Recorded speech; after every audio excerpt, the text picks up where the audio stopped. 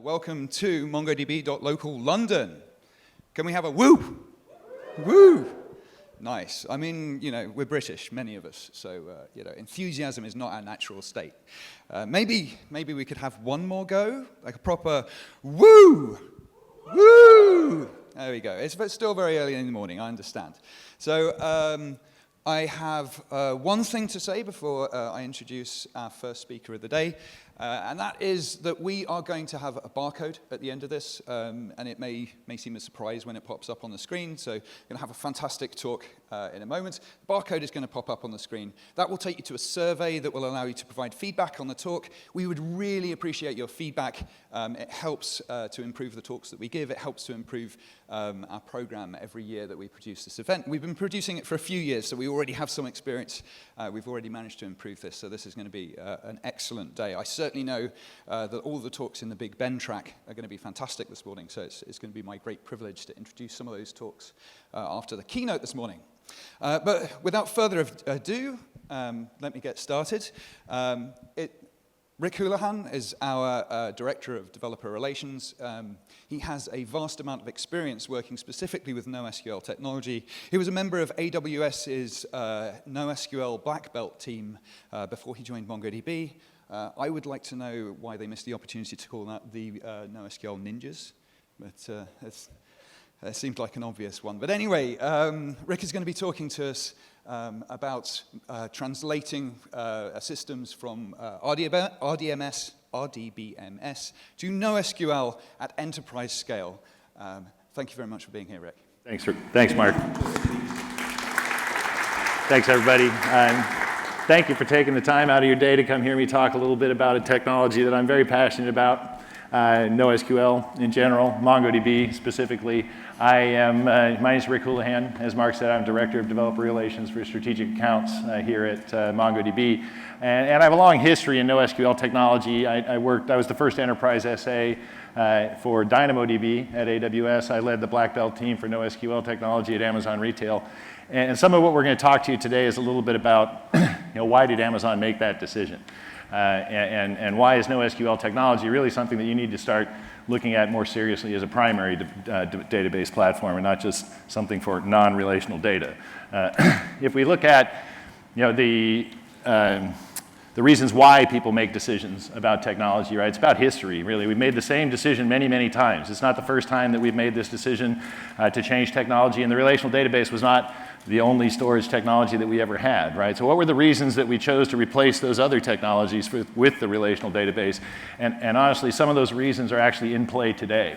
And this is really what Amazon found when we started looking at things, because when we started the mission of replacing the Oracle database, really that's what the mission was, replace Oracle, right? We had the largest Oracle rack deployments in the world. We had the biggest Oracle license in the world.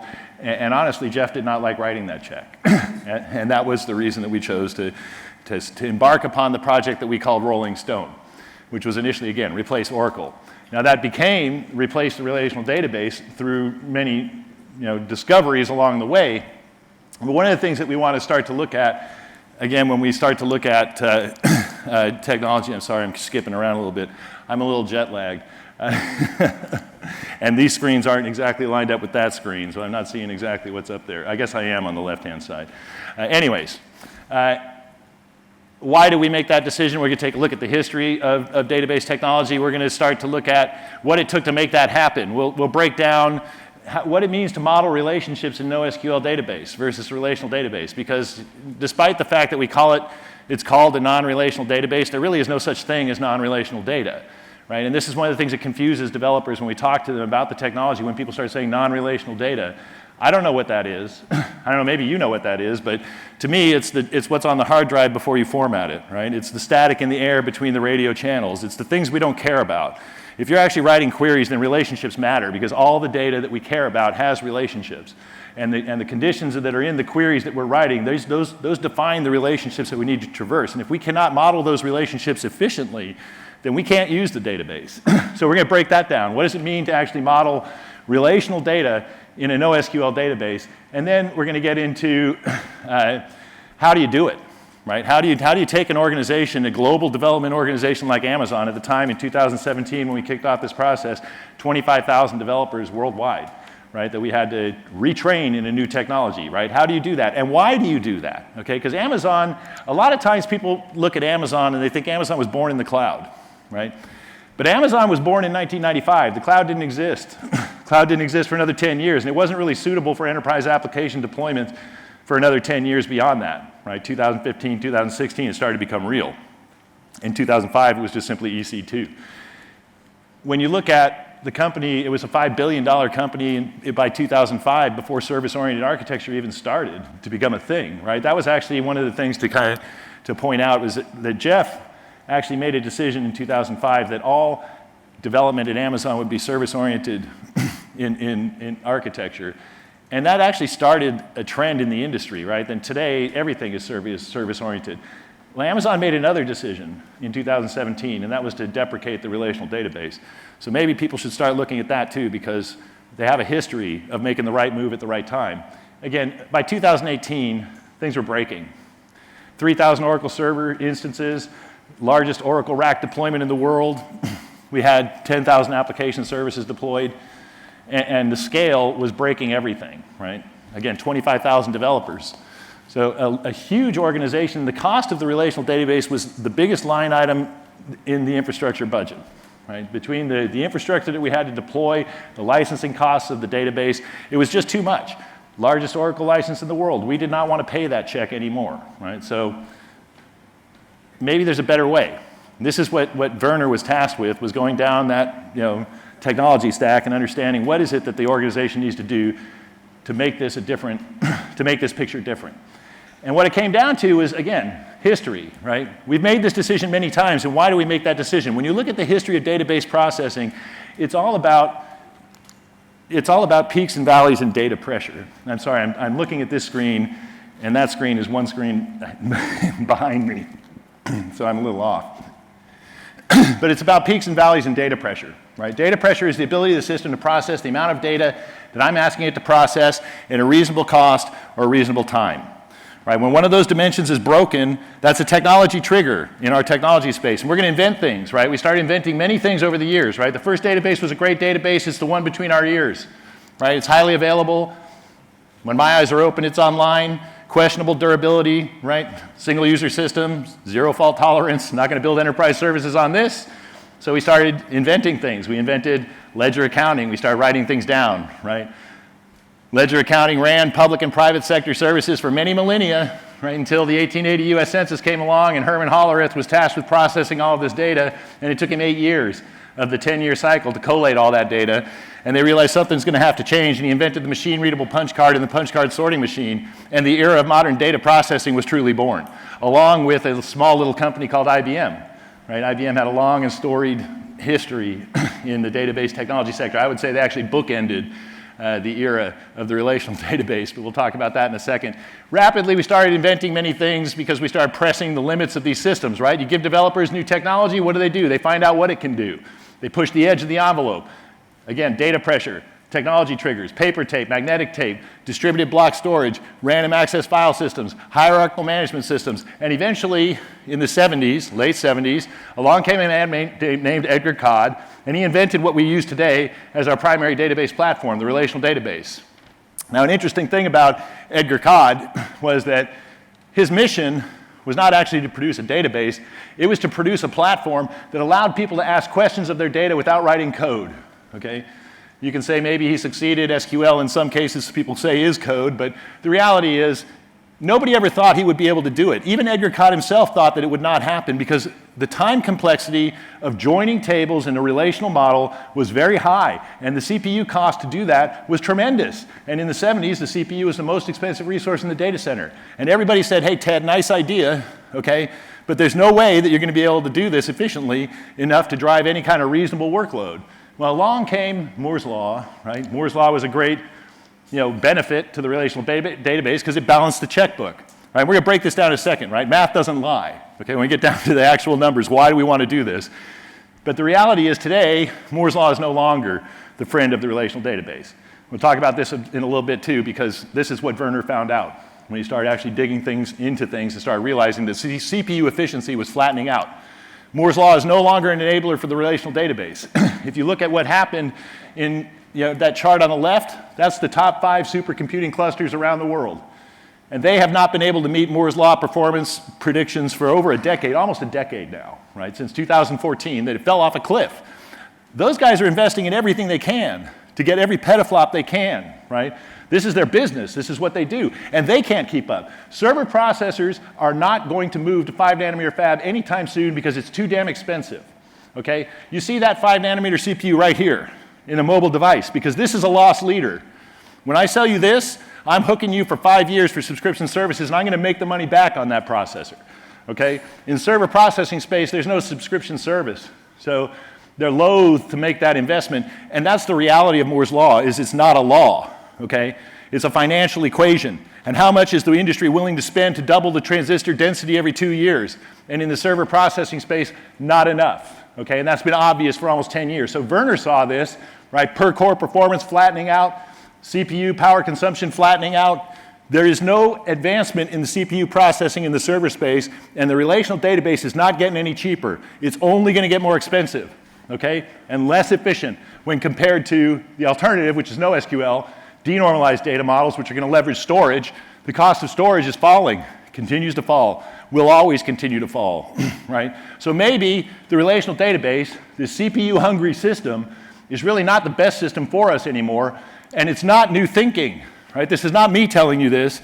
This isn't Werner Vogels telling you this. This is Edgar Codd, okay? The inventor of the relational database telling you that normalization is going to be an advantage for bulk storage, because I'm deduplicating the data on disk, and that was a big deal back then in the 70s. Storage was very expensive. CPU was more expensive, but storage was still a nice savings.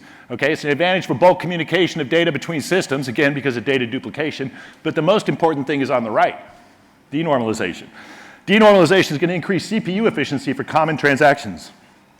This was a big learning, because it's those high-velocity transactions that matter, right? The ones you run 1,000 times a second, millions of times a day. Those are the ones that drive your cost. The ones that I run once an hour, once a day, once a week, I don't care if those are the most efficient queries, right? I want the ones that I run at high velocity to be optimized, and that's how I'm going to save money, okay? So when we started looking at things, you start breaking things down, this is really what it comes down to. And honestly, when you talk about the cost of normalization, on the lower left there, there's a little blurb about defining the ERD and over-normalizing your tables. How many times have you seen those little lookup tables with 15 rows of immutable data getting joined in on every single query, right? Even Edgar Codd tells you if it's immutable data, maybe it's okay to denormalize it. If it never updates, right? The cost of the join is higher than the cost of the lookup, significantly higher. We'll break this down in a second when we get into the actual internals of data modeling. You start looking at time complexity, it becomes immediately apparent. One of the things is my favorite quote in computer science is from Grace Hopper.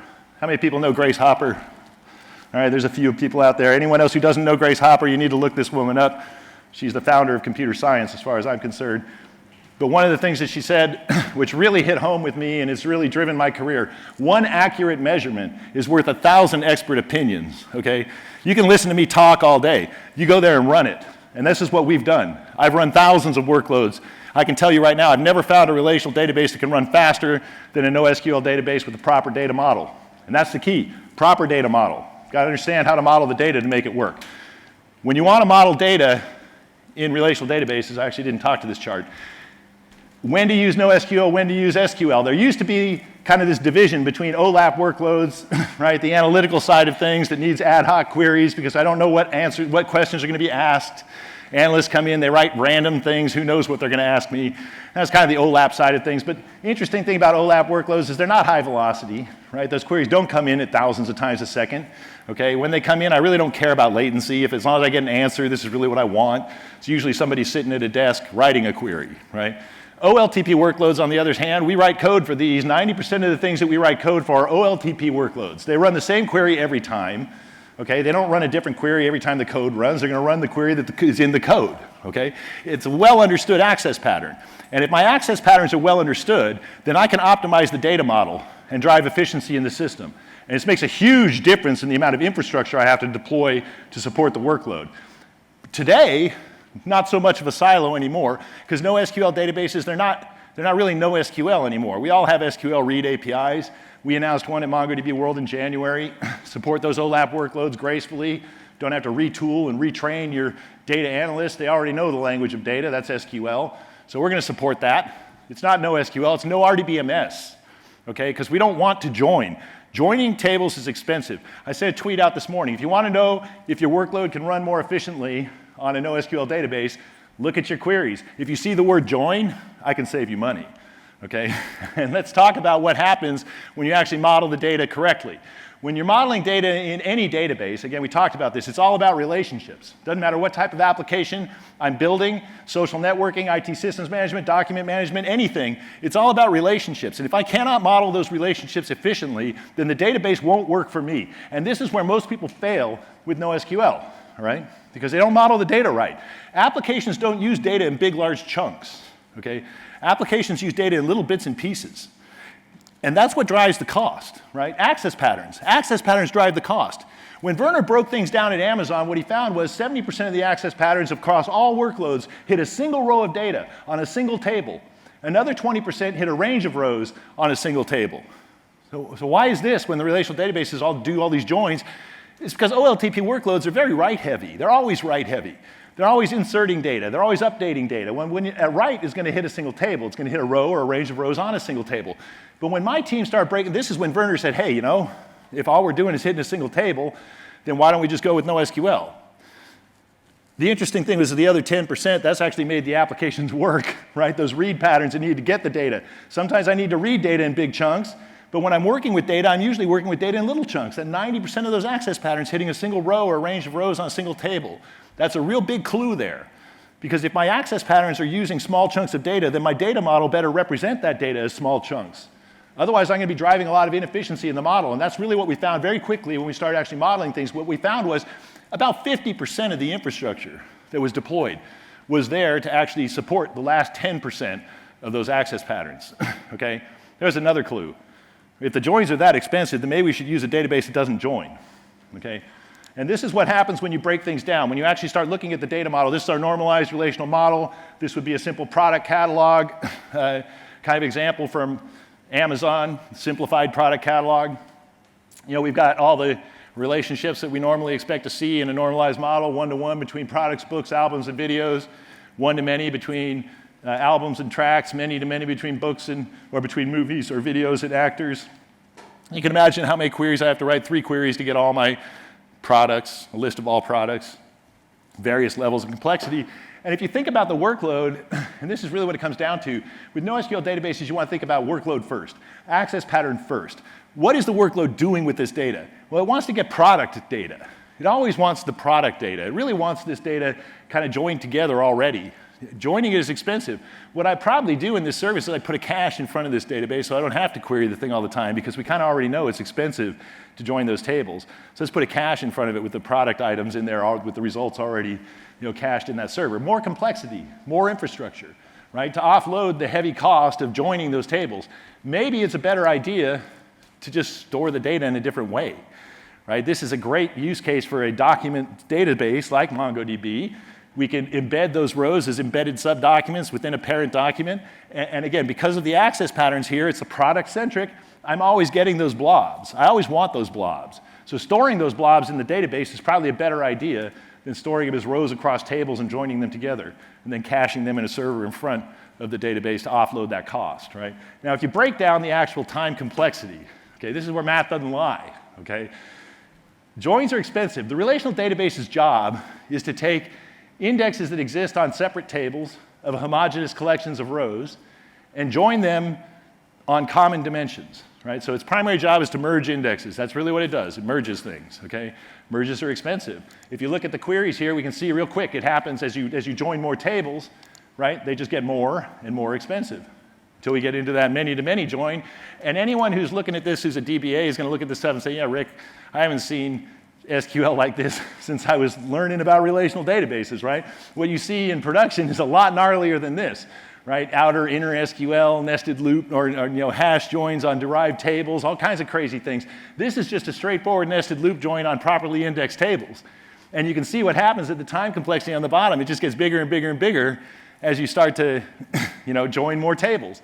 This is why I say if you see join in that query, I can save you money, because if we go to the NoSQL database, I'm going to show you a couple things here. I'm going to show you a key value document access pattern, and I'm going to show you how to actually model relationships between documents in a very graceful way, which is going to make things a lot more efficient than you might think. But if you look at that first kind of key value pattern here, right, we've got a document that describes the book. We have a data section inside of that document that describes the properties of the book that we're interested in. In this case, I just put a few of them in there, the ISBN and the price. There might be many others that we're interested in. But what's interesting here is that documents, I mentioned that the databases and workloads use data in small bits and chunks, right? They don't use data in big, large blobs. But every now and then, I need to get all the data that's related to each other. So what we need to be able to do is, again, express those relationships. So what I'm going to do is I'm going to attack an array of pointers into this document. That's that target array there.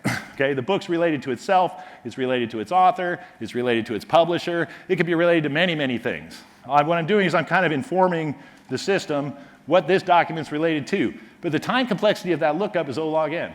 It's a key value lookup. Let me go get the document by this ID. Same thing for the one-to-many join, right?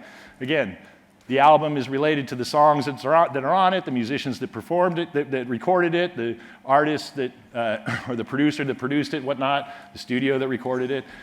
They're all O log n, right? Doesn't matter what we go through, it's all O log n. What's interesting here, though, is I'm probably not going to be selecting these objects by ID, because really what I want to do is I want to get all the data. I want to get everything that's related to these things. Now, when a song updates, I don't want to have to update the entire document for the album with all the songs and everything in there. That's a big document. I want to update little documents. So what I'm going to do is add more dimensions here. We're going to add more documents.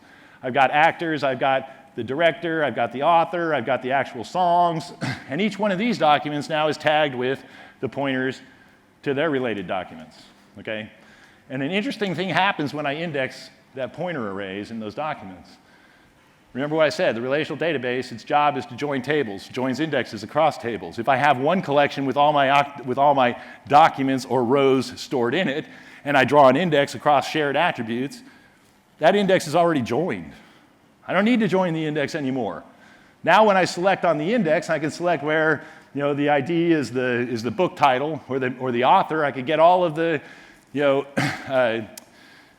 all the books the author wrote, all the people that she's related to. I could get, all of the albums that a song appeared on. I can get all the artists that performed it, the musicians that were involved in it. Same thing for actors, all the movies that the actors were in, right? I can search on any dimension, and if you look at the time complexity down below, it's O log n, because it's always just an index scan. There's no joining anymore. Once you remove the joins, you remove all the time complexity. This was the key learning, right, from Amazon was, applications use data in little chunks. Don't create big, large documents. We hear all the time about how MongoDB supports 16 megabyte documents. I'll be the first one to tell you, if you're using a document that big, let's talk, because there's probably something wrong, okay? It's good that we support large documents, and there's use cases that require it. That's why I said probably. Lots of good use cases for large documents, but the reality is most OLTP workloads, they want to work like this. They want to work with rows on tables. They don't want to work with embedded documents within a big giant document, okay? That's a great data structure, but it's not exactly the most efficient for a lot of use cases, okay? Again, query on the musician, all the albums they performed, and look at this many-to-many query, right? This is the one that was the big, expensive query that we were looking at that blew up the time complexity down below. I can query the index, give me everything that's related to this movie. It brings back all the actors, the publisher, or the producer, the director, and everything involved in that movie, that entire many-to-many join, reduced to an O log n time complexity. Again, folks, math doesn't lie, okay? I can show you how to structure your data in a way that will fit on a table like this, and you're going to drive efficiency in your infrastructure, major efficiency. Okay, a lot of the people that I talked to today at Amazon are telling me that the services that we migrated have grown for 4 years now, and they're still running on about the same amount of database infrastructure that they were running on before we migrated. Okay, that's the real return. If you're not looking at NoSQL first in your organization, then you're going to fall behind, because your competitors will be. Sooner or later, you got to realize that the technology of the past, okay, is not going to solve the problems of the future.